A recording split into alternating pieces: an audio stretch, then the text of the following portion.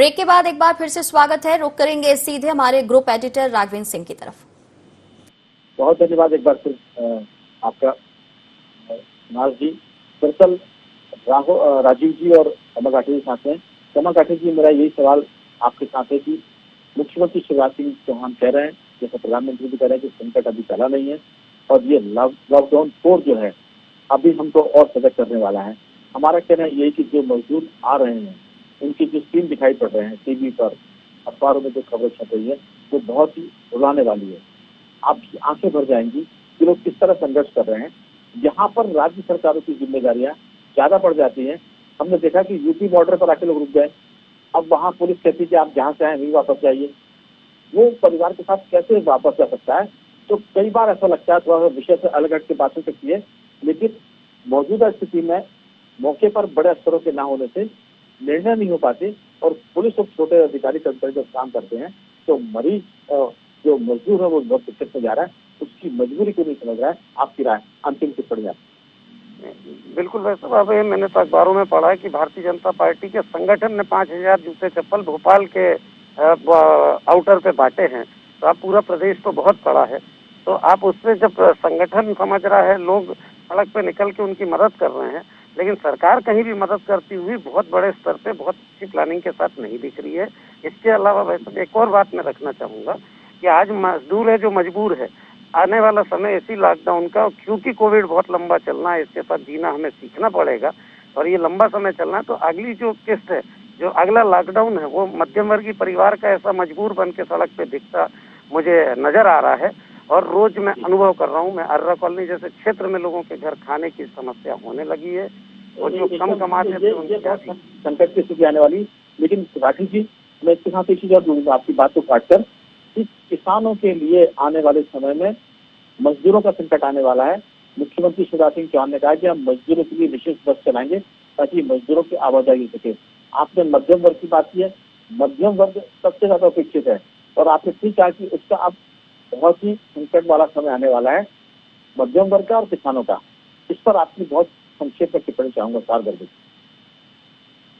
मध्यम वर्ग और किसान। राठी जी,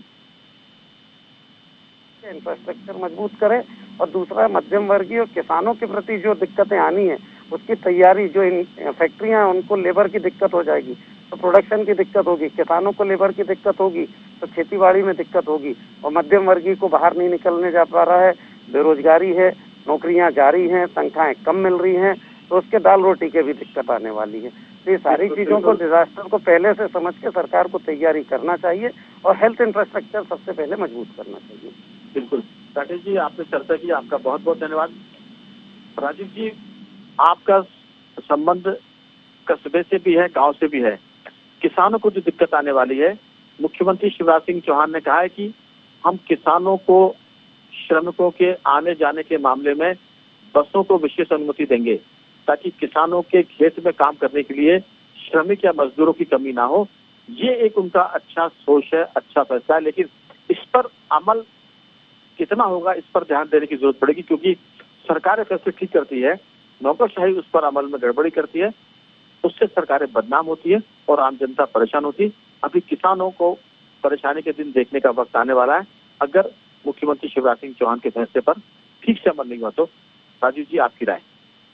एक बात के लिए जरूर शिवराज सिंह को बधाई दी जानी चाहिए। किसानों के लिए जो उनका सब प्रॉब्लम थी इस समय लॉकडाउन में फसल बेचने की, वो उन्हें ऑब्जेक्शन पूरा खत्म कर दिया है। मंडी की जो था उसमें एक्ट में संशोधन कर दिया है, उनको फ्री दिया है, चाहे अपने वो घर से बेचे या किसी की दुकान ले आके बेचे, उसमें पूरा टोटल फ्री कर दिया। लॉकडाउन के जस्ट विपरीत उन्हें किसानों को बड़ा, ये बहुत बड़ा राहत दिया है और इससे मुझे लगता है कि किसानों को उनकी उपज कम से कम उसकी वैल्यू मिलेगी। लेकिन एक बात जरूर होती है कि मंडी यदि प्रॉपर वे में चलती तो उनका राजीव जी दिक्कत आने वाली है।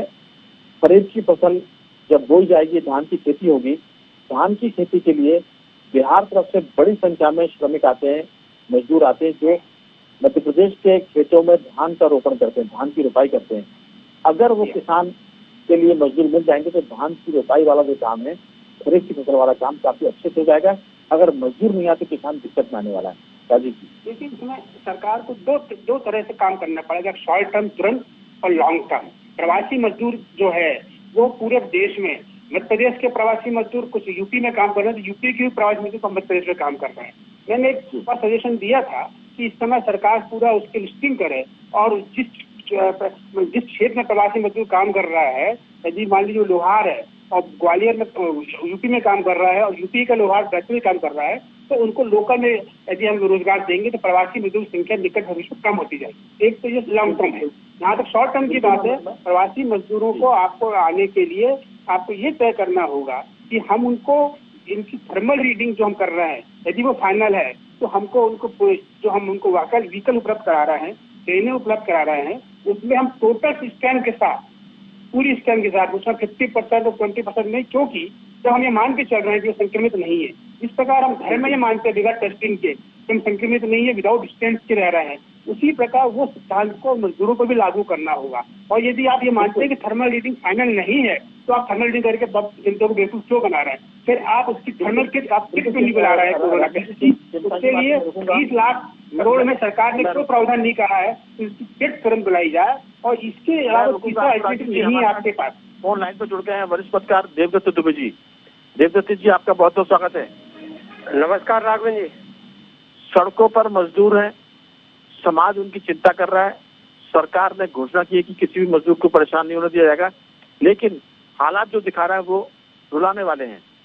मजदूर सड़क पर है, ऐसे में सरकार को, समाज को मिलकर उनको घर पहुंचाने की व्यवस्था करनी पड़ेगी। साथ में हमने सवाल किया था कि अगर उनका परीक्षण नहीं किया गया तो फिर वो एक आध कोई संक्रमित होगा तो पूरे गांव को, पूरे कस्बे को संक्रमित कर सकता है। ये बड़ा संकट है। मजदूरों के मामले में आपकी क्या राय है, क्योंकि उनको घर तो पहुंचाना ही पड़ेगा, साधन क्या होंगे ये सरकार और समाज तय करेगा, आपकी राय? बिल्कुल, जिस तरह से मजदूर सड़क पे पिछले एक हफ्ते से संघर्ष कर रहे हैं, वो कोई संवेदनशील व्यक्ति 1 घंटे खड़े होकर देख भी नहीं सकता उनके जितने कष्ट हैं। इसके लिए वाकई में मध्य प्रदेश के समाज सेवियों ने जरूर उनकी सेवा की है।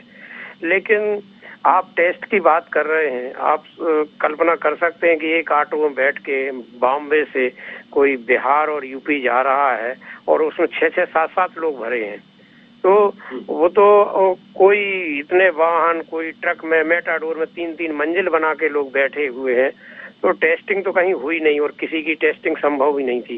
जिस हिसाब से मजदूर आ रहे थे, 5000 ऑटो एक दिन में निकले हैं, तो आप उससे आप अंदाजा लगा सकते हैं कि कहीं कोई व्यवस्था नहीं है। लॉकडाउन केवल मुझे लगता है जो कामकाज, व्यवसाय, इसके लिए लॉकडाउन उपयोगी हुआ है। बाकी शराब की दुकानें खोल के अनलॉक किया गया, मजदूरों को अनलॉक तरीके से छोड़ा गया। और अब सबसे बड़ी मुश्किलें हैं ये जो गांव में पहुंचेंगे, और ये रिजल्ट आने लगे हैं कुछ गांवों में कि जहां मजदूर पहुंचने के बाद वहां संक्रमण दिखा है, उनको क्वारंटाइन स्कूल में किया जा रहा है, लेकिन स्कूल भी कम पड़ रहे, कई गाँव से बहुत मजदूर ज्यादा पहुंच गए हैं। अब समस्याएं बहुत बढ़ गई हैं। जब चीन से हम वो कर रहे हैं कि उसके उद्योग धंधे सिमटेंगे, वहां से वो भारत में लाने का चाह रहे हैं कई उद्योग धंधे, और जब वो महानगरों उद्योग धंधे आएंगे तब मजदूर गांव में पहुंच गया। मुख्यमंत्री, प्रधानमंत्री कह चुके कि आपदा को अवसर में बदलेंगे, लेकिन समय कम है हमारे पास। देवदत्त जी, आपने बात की, चिंता जताई मजदूरों के बारे में, समाज को लेकर आपने प्रशंसा की कि अच्छा काम कर रहे हैं। राजीव जी, आपका भी बहुत बहुत धन्यवाद कि आप हमसे जुड़े। दुबे जी, आपका भी बहुत बहुत धन्यवाद कि आपने चर्चा में कर दिया। खबर के संग समेट को आते हैं खबर के अंतिम अंक की तरफ। आज कोरोना वायरस के बारे में भारत के जो चिकित्सक हैं वो आयुष यानी आयुर्वेद के बारे में विचार कर रहे हैं और एक फार्मूला की तैयारी कर रहे हैं। उसके बारे में विस्तार से आपको बताएंगी नाज़नीन कि आखिर ये कौन सा फार्मूला है जो हमें कोरोना से बचा सकता है। सुनते हैं नाज़नीन के जरिए।